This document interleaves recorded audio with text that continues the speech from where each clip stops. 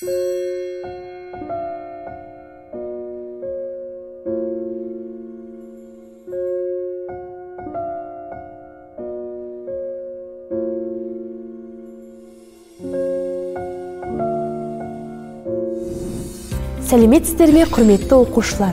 Бүгін біз Петропавл қаласының жас театры туралы әңгімелесетін боламыз.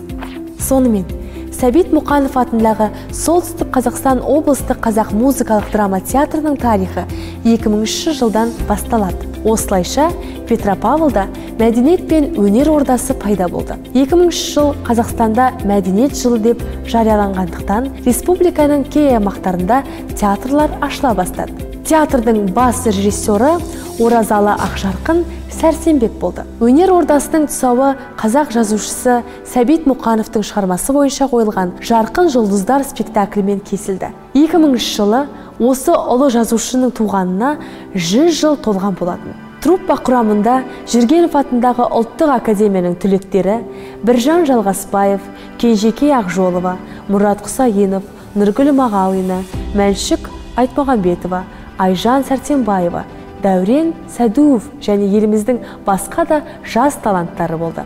Қазақстан мен Ресейдің еңбек сіңірген өнер қайраткері Преображенский мен Қазақстан Республикасының еңбек сіңірген қайраткерлері Оспанов, Хаджиев сынды майталмандар театр жұмысына атсалысты. Театр репертуарында 50-ден астам қойылым бар.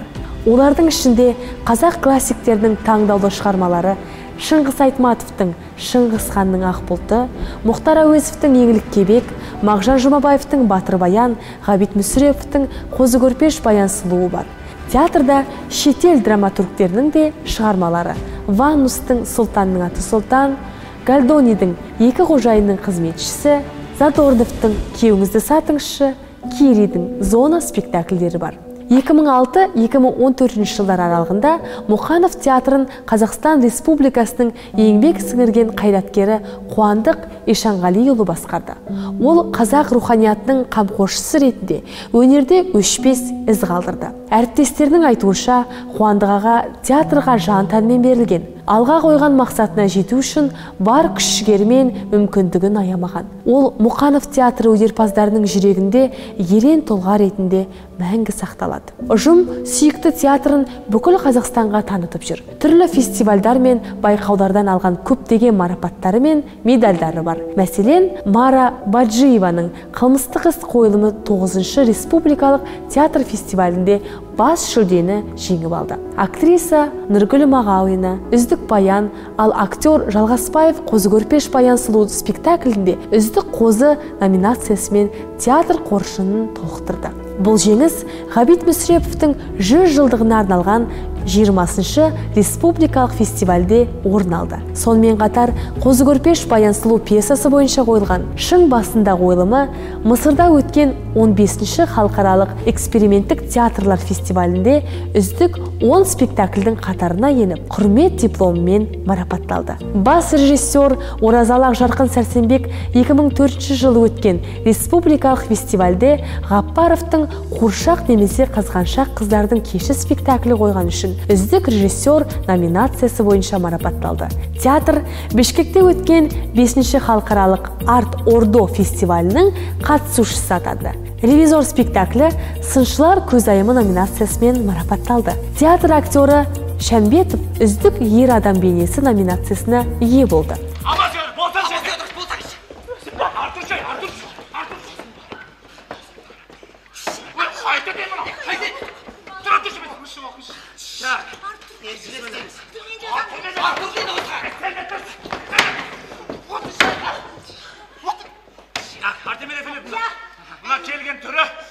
Алдымен сіздің игілік орындарыңызды көргісі келеді.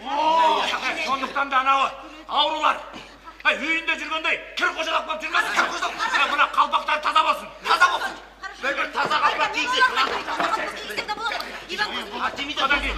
Содан кейін әрбір кроваттың басында латынша немесе бір түсініксіз бір тілде жазып қойыңыз. Жазып қойыңыз. Иә, түсініксіз. Неміс қайда, неміс? Сол біледі, сол біледі.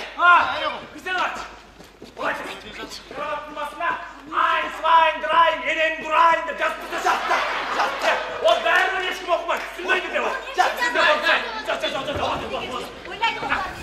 Көп жылдар бойы театрда дирижер Жақыпов басқаратын камералық оркестр жұмыс істейді. 2016 жылы театр үшін жемісті жылы болды. Сол жылы бірден бірнеше премьера өтті. Сонымен қатар 2016 жылы Қазақстанда театр фестивальдері өтіп, оған Мұқанов театрының өнерпаздары қатысты. Бүгінде театр репертуарында Балуан шолақ, Бес бойдаққа бір той, Жақсы кісі, Төмен жол, Елімай, Темір қатын, Ревизор және 13 сияқты спектакльдер бар.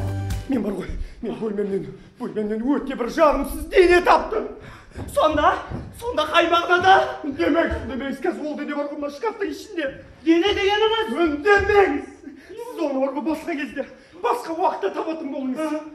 Түсініп тұрған жоқ, мистер Уилли. Нақты айтқанда, мен қоғамдастық партиясында сөз сөйлеп жатқан кезде, ал оппозиция хатшысы үйіне жеткен кезде сіз өлікті басқа кезде, басқа уақытта табатын болыңыз. Түсінікті ме?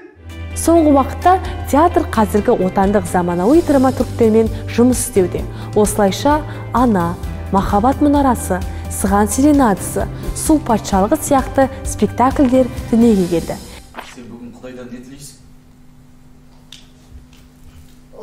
Балам, мен бүгін де, ертең де, оның арғыны да баламның деніне саулық тілеймін. Сол ғана ма? Ол бірінші кезекте. Содан кейін мен, балам, саған даналық беруін сұраймын. Өйткені адам ол дана болса ғана, ол көп нәрсеге ие. Содан кейін мен саған үлкен сенім беруін сұраймын. Өйткені Құдайға деген сенімден артық, балам. Жігерлендіретін еш нәрсе жоқ.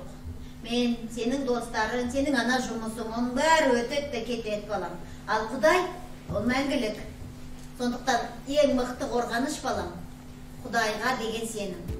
Сәбит Мұқанов атындағы Солтүстік Қазақстан облыстық қазақ музыкалық драма театры өз деңгейін түсірмей, заман ағымына ілесіп, көрерменін қуантудан жалықпайды. Осымен сабағымызды аяқтаймыз. Назарларыңызға рахмет. Енді 3 сұраққа жауап берсеңіздер. Бірінші сұрақ. Сәбит Мұқанов атындағы облыстық қазақ музыкалық драма театры қай жылы құрылды? Екінші сұрақ. Театрдың камералық оркестр жұмысына кім жетекшілік етеді? Үшінші сұрақ. Режиссер Оразалы Ақжарқын Сәрсенбек 2004 жылғы республикалық фестивальде қандай қойылым үшін үздік режиссер номинациясы бойынша марапатталды?